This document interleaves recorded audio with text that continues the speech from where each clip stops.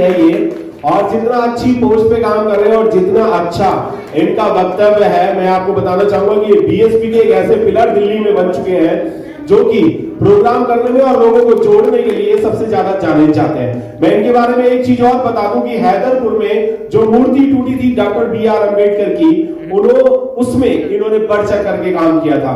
एक दिल्ली कैंट में एक छोटी सी बच्ची का रेप हुआ था, उसमें इन्होंने बहुत जबरदस्त तरीके से उसमें आंदोलन किया और लोगों को वहां पर इकट्ठा भी किया। और जितनी भी एट्रोसिटी दिल्ली और एनसीआर में जितनी भी होती है, वकील साहब जो है वो वहां पर लगे रहते हैं, और जितने खूबसूरत ये दाढ़ी में लगते हैं उतना ही खूबसूरत इनका काम और वक्तव्य है। मैं चाहूंगा कि आप लोग इनके लिए एक बार शोर मचा करके तालियां बजाएं। मैं चाहूंगा कि आप दो शब्द जरूर बोले, और 2 के 4 भी कर सकते हैं सर, ऐसी कोई बात नहीं, क्योंकि आपको रोका तो शायद आप कोर्ट में हमें रोक देंगे।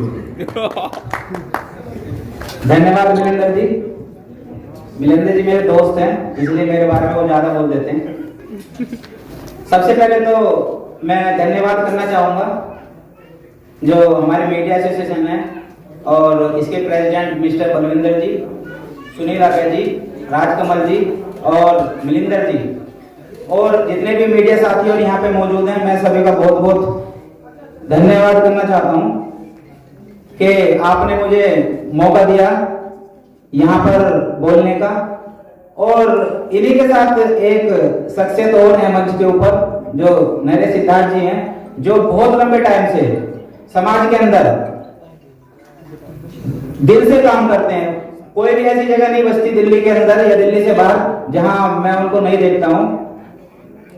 तो साथियों, इसी के साथ मैं सबको क्रांतिकारी जय भीम कहता हूं और अपनी बात मैं शुरू करता हूं। मैं 2 मिनट अपनी बात बोलूंगा। ये रुतबा मेरे सर को तेरे संविधान से मिला है, ये रुतबा मेरे सर को तेरे संविधान से मिला है, ये मान सम्मान भी मुझे तेरे संविधान से मिला है। औरों को जो मिला है वो मुकद्दर से मिला होगा, औरों को जो मिला है वो मुकद्दर से मिला होगा, मुझे तो मुकद्दर भी तेरे संविधान से मिला है। साथियों, जिस मुकद्दर की मैं बात कर रहा हूं, अगर आज मैं यहाँ वकील बन के खड़ा हूं तो ये संविधान की बदौलत है। अगर मुझे मान सम्मान मिला है वो भी बाबा साहब के संविधान की बदौलत है। अगर मुझे वोट डालने का अधिकार मिला है ये भी बाबा साहब के संविधान की बदौलत है। और बहुजन समाज के अंदर जितने जज, प्रोफेसर, इंजीनियर, जज, वकील बने हैं वो भी सब बाबा साहब की बदौलत बने हैं, बाबा साहब के संविधान की बदौलत बने हैं। उससे पहले हम लोगों का अधिकार नहीं था कि हम एजुकेशन ले सके या हम पढ़ने लिखने का अधिकार ले सके। तो ये जो मेरे को मान सम्मान जो मिला है बाबा साहब के संविधान से मिला है। लेकिन साथियों, मैं बताना चाहता हूं कि पिछले बहुत समय से देश के अंदर मुझे लगता है जैसे 2 संविधान बन चुके हैं। बाबा साहब ने कहा था कि अगर संविधान अच्छे हाथों में जाता है तो यह संविधान बहुत अच्छा साबित होगा, अगर यह संविधान गलत हाथों में जाता है तो यह गलत साबित होगा। अगर आज के परिप्रेक्ष्य में हम देखते हैं तो मुझे ऐसा लगता है कि संविधान आज गलत हाथों में है। आप देखिए, जो संविधान का आर्टिकल 14 है वो क्या कहता है? इक्वलिटी बिफोर लॉ, कानून सबके लिए समान है। पर क्या लगता है आप लोगों को कि कानून सबके लिए समान है? जब एक मंत्री का बेटा अजय मिश्रा का बेटा जब किसानों के ऊपर गाड़ी चला के भाग जाता है और उसके अंदर 8 लोग मर जाते हैं तो उनके ऊपर 304A एक्सीडेंट का केस मुकदमा रजिस्टर्ड होता है। फिर बाद में कोर्ट की इंटरफेरेंस से उसमें 302 का मुकदमा होता है। अगर कोर्ट नहीं होता, बाबा साहब का संविधान नहीं होता तो उसके ऊपर 302 का मुकदमा कतई नहीं होता, क्योंकि वो मंत्री का बेटा है। तो यहाँ पे लगता है कि हमें ये इक्वलिटी बिफोर लॉ नहीं है। अभी आप देखिए रोहित वेमुल्ला जिसकी शहादत ये जो मनुवादी लोग हैं इनको पता है कि इन्होंने उसको मरने पे मजबूर कर दिया था। तो हमें तब लगता है कि यहाँ पे कोई कानून नहीं है, यहाँ इक्वलिटी बिफोर लॉ नहीं है। अभी हाथरस कांड में हमारी जो बहन उसको रात के अंधेरे में जला दिया जाता है, वो भी प्रशासन के द्वारा। अभी ऐसे बहुत सारे मुद्दे हैं। अभी मध्य प्रदेश का एक किस्सा है, अभी एक दलित घोड़ी पे चढ़ा, उसको घोड़ी नहीं चढ़ने दी, उसकी बारात नहीं चढ़ने दी, वो मारे। डेली ऐसे केस होते हैं। पिछले 3 सालों में दलितों के ऊपर 2 लाख केस रजिस्टर्ड हुए हैं। तो ऐसे में लगता है कि इस देश के अंदर इक्वलिटी बिफोर लॉ नहीं है, क्योंकि बाबा साहब ने कहा था कि जिस दिन ये संविधान गलत हाथों में चला गया तो गलत साबित होगा, तो इसलिए साथ में गलत साबित हो रहा है। आर्टिकल 15 क्या कहता है? आर्टिकल 15 कहता है provided of discrimination on the basis of race, caste, sex, religion और place of birth.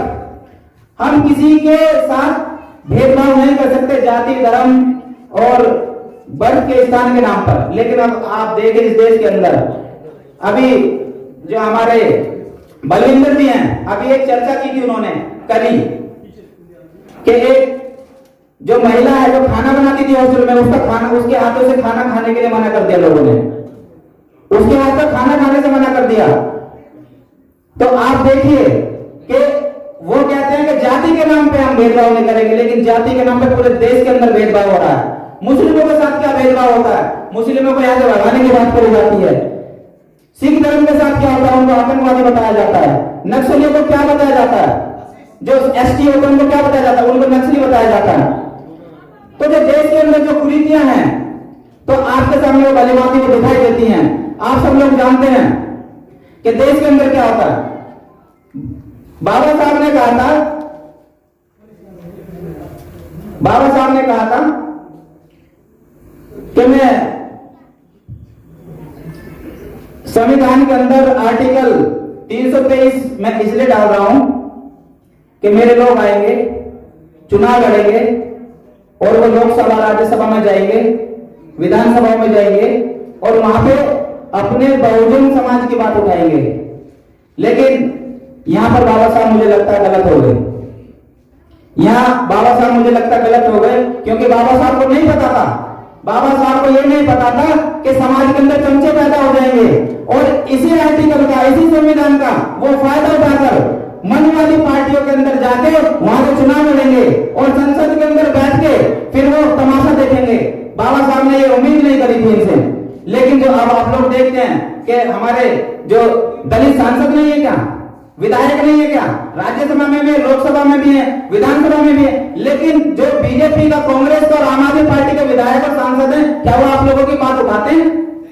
Bahujan Samaj की बात उठाते हैं? वो वहां चुप बैठे रहते हैं। आज भी 114-15 जो सांसद संसद के अंदर बैठे हैं, लेकिन वो आप लोगों की बात नहीं उठाएंगे, क्योंकि उन्होंने बाबा साहब की विचारधारा को छोड़ के, बाबा साहब की विचारधारा को लात मार के तब पार्टी ज्वाइन करी है। उनकी विचारधारा जो मनुवादी विचारधारा होती है, और ऐसे में हम अपने समाज का उद्धार नहीं कर सकते साथियों। इसी के ऊपर माननीय काशीराम साहब ने एक बुक लिखी थी, चमचा युग। मैंने वो अच्छी तरह पढ़ी है।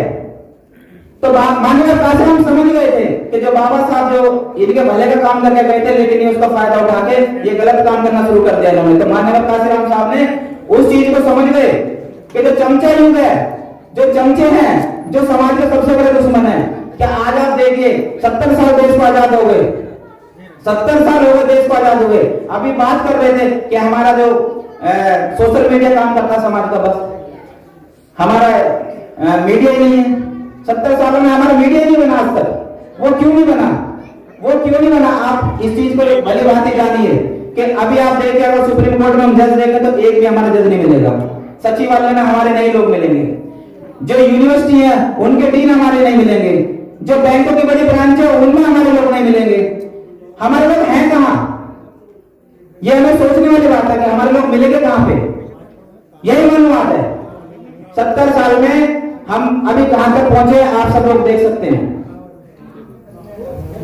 पीछे से मैसेज आ रहा है बार बार शोर करने, तो एक शेर सुना के मैं अपनी बात खत्म करूंगा। सच्चाई को कभी छोड़ना नहीं यारो, सच्चाई को कभी छोड़ना नहीं यारो, अपने वादों से मुंह मोड़ना नहीं यारो।